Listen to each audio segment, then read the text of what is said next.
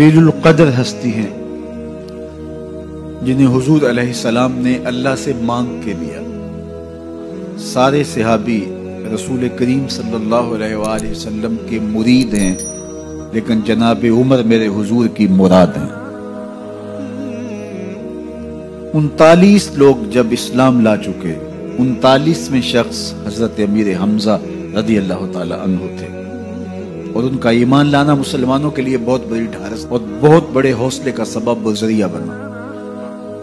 تو میرے حضور نے ہاتھ اٹھا لیے، کہا اے اللہ، ایک شیر دیا ہے امیر حمزہ، ایک شیر اور عطا کر دے، اب تیری مرضی، عمر بن خطاب دے دے یا عمر بن حشام دے دے۔ حضور دعائیں مانگ رہے اور یہ ہاتھ میں تلوار لیے غیظ و غضب سے بھرے ہوئے گھر سے نکلتے ہیں کہ بانی اسلام کا چراغ ہی بجھا دینا ہے۔ راستے میں ایک صاحب ملے اور کہا کہ عمر، تیور کوئی اچھے نہیں لگتے، خیر تو ہے، کدھر جا رہے ہو؟ کہا چراغ اسلام بجھانے جا رہا ہوں، یہ روز کا مسئلہ ختم ہونے لگا ہے میرے ہاتھوں۔ مسکرا کے بولے گھر کی خبر تو لو۔ کہا میرے گھر کو کیا ہوا؟ کہا تمہاری بہن فاطمہ بھی نوکر بن گئی ہے رسول اللہ صلی اللہ علیہ وسلم۔ غصے سے بھرے ہوئے اپنی بہن کے گھر کا رخ کرتے ہیں، اندر سے قرآن پڑھنے کی آواز آ رہی، غصہ اور بڑھ جاتا ہے، دروازے کو زور زور سے کھٹکھٹاتے ہیں۔ اہل خانہ سمجھ گئے ماجرا کیا ہے، گرجدار آواز ہے جناب عمر کی، دروازہ کھولو۔ جلدی سے معلم کو چھپا دیا اور بہن آگے بڑھ کے دروازہ کھولا۔ کہا تم سابی ہو گئے ہو، دین چھوڑ دیا تم نے، بتوں کی وفا ترک کر دی اور بے تحاشا مارنا شروع کیا۔ بہن کا سر پھٹ جاتا ہے، خون بہنے لگتا ہے اور یہ مارتے چلے جاتے ہیں۔ فاطمہ بنت خطاب بولی عمر، تم خطاب کے بیٹے ہو، سنو میں بھی خطاب کی بیٹی ہوں، جو ظلم جو جبر کرنا ہے کرو، میں محمد عربی کا دامن نہیں چھوڑوں گی۔ سوچنے پہ مجبور ہو جاتے ہیں وہ کون سی طاقت ہے جس نے بجلیاں بھر دی اس کے اندر۔ کہا جو تم پڑھ رہے تھے مجھے بھی سنا سکتے ہو؟ کہا تمہیں غسل کرنا ہوگا۔ عمر اپنے بدن کو دھو رہے ہیں، میرا رب دل دھو رہا ہے۔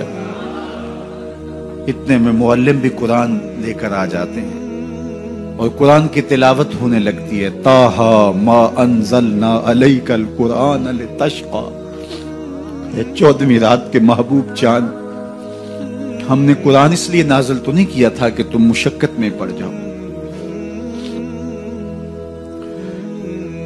بے تاب ہو گئے، کہا عمر کی عمر برباد ہو گئی، مجھے لے چلو حضور کی چوکھٹ پہ۔ تلوار حمائل کی ہے، بہنوئی ساتھ ہیں،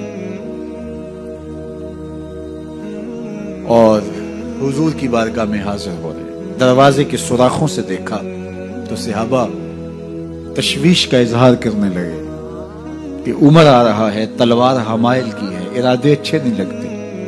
جناب امیر حمزہ نے کہا دروازہ کھول دو، اچھی نیت سے آیا تو استقبال کریں گے، نیت اچھی نہیں ہے تو اس کی تلوار سے اس کی گردن کاٹ دیں گے۔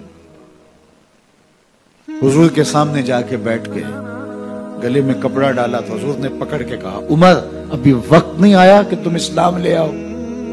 یہی وقت تھا عمر کے اسلام لانے کا۔ لبوں پہ کلمہ جاری ہو گیا، اللہ اکبر کی صدا اس زور سے گونجی کہ مکے کی گلیاں گونجنے لگی۔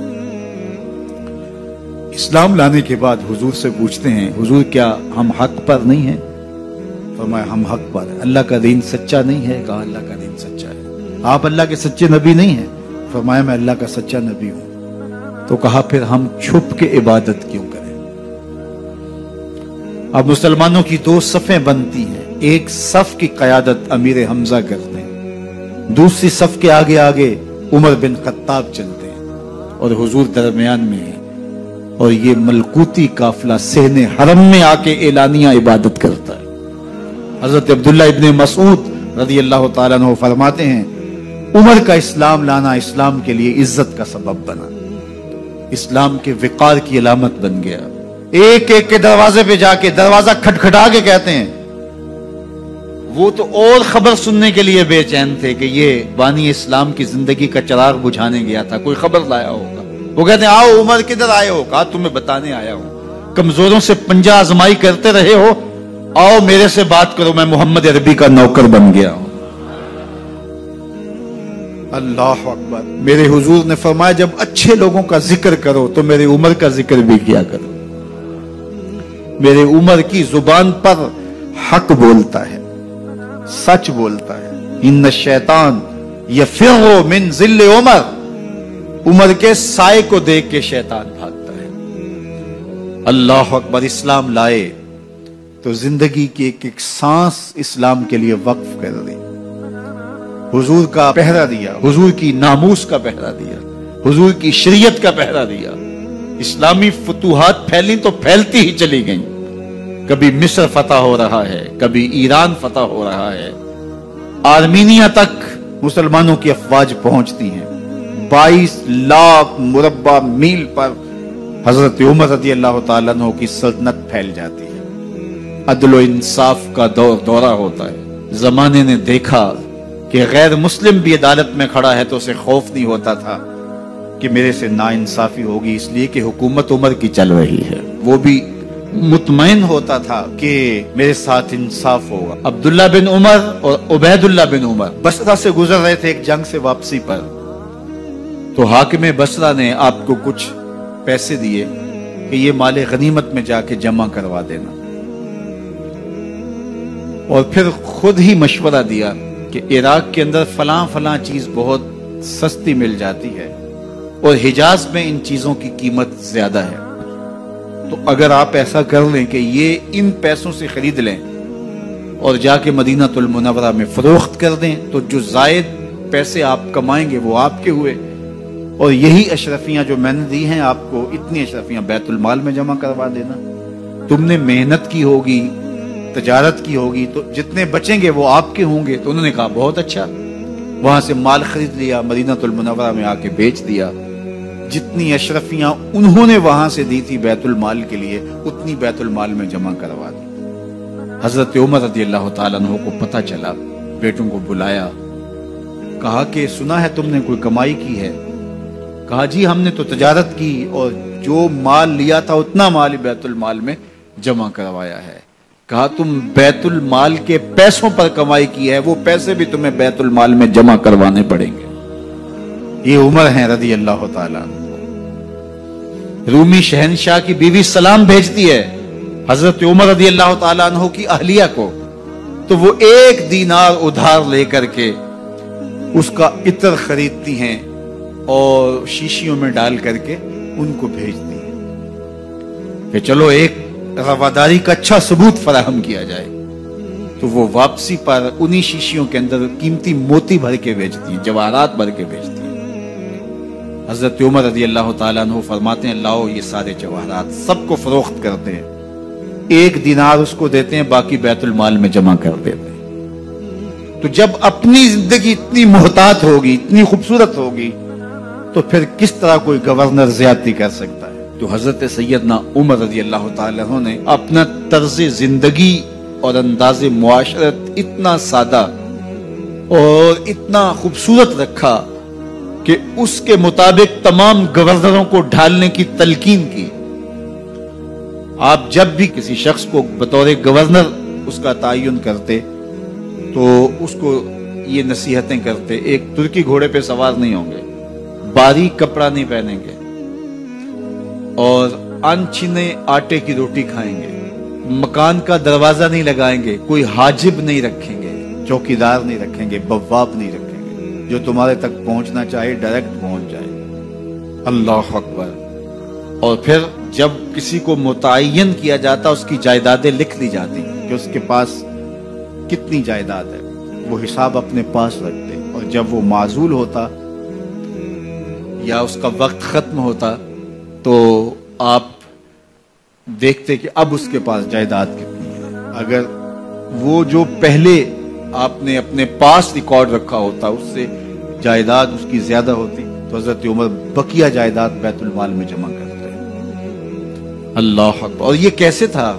گورنر بول نہیں سکتا تھا، اس لیے کہ حضرت عمر کی اپنی بود و باش بھی اسی طرح کی تھی، اپنا طرز زندگی بھی اسی طرح کا۔ مال غنیمت میں بہت ساری چادریں آتی ہیں جو سب کو تقسیم کر دی جاتی ہیں۔ خطبہ جمعہ دینے کے لیے آئے تو ایک شخص کھڑا ہو گیا، عمر خطبہ بعد میں سنیں گے، پہلے یہ بتائیں کہ یہ جو تم نے قمیض پہنی ہے یہ کہاں سے آئی؟ مال غنیمت کے اندر جو چادریں آئی ہیں سب کے حصے میں ایک ایک چادر آئی، آپ داراز قد ہیں، ایک چادر سے قمیض نہیں سل سکتی، تو آپ کی قمیض کہاں سے آئی؟ پہلے اس سوال کا جواب دے دیجئے، پھر خطبہ سنیں گے۔ اللہ اکبر۔ آپ کے بیٹے کھڑے ہوتے ہیں، کہا ایک چادر سے میرے باپ کی قمیض نہیں بنتی تھی، میں نے اپنے حصے کی چادر بھی اپنے باپ کو پیش کی ہے۔ اس نے کہا اب سناؤ اور ہم سنتے ہیں۔ یہ ہے حضرت عمر رضی اللہ تعالیٰ عنہ کی اپنی ذاتی زندگی۔ ایاز بن غنم کے بارے میں یہ پتا چلتا ہے کہ وہ موٹے کپڑے نہیں باریک کپڑے پہنتا ہے۔ اس نے گھر کے دروازے پر بواب بھی رکھا ہوا ہے، چوکیدار بھی رکھا ہوا ہے۔ تو حضرت عمر رضی اللہ تعالیٰ عنہ محمد بن مسلمہ کو بھیجتے ہیں، محمد بن مسلمہ جاتے ہیں اور جا کے تحقیق کرتے ہیں تو ایسا ہی پاتے ہیں، تو ان کو وہیں گرفتار کر کے لے آتے ہیں اور حضرت عمر کے دربار میں پیش کیا جاتا ہے۔ چھڑی اس کے ہاتھ میں دے کر فرماتے ہیں جاؤ تم بکریاں چرایا کرو، تم گورنری کے لائق نہیں ہو۔ ایک گورنر کو بکریاں چرانے پہ لگا دیتے ہیں اس لیے کہ تم نے ان اصولوں سے، ان ضابطوں سے انحراف کیا ہے جو ایک سلطنت کے ذمہ دار کے لیے لازم اور ضروری ہیں۔ دور موجود کے حکمرانوں کو، چاہے وہ عرب کے حکمران ہوں چاہے وہ عجم کے حکمران ہوں، اگر وہ اسلام کا نام لیتے ہیں تو انہیں اپنے اعمال کا جائزہ لینا ہوگا کہ ہم کھڑے کہاں ہیں۔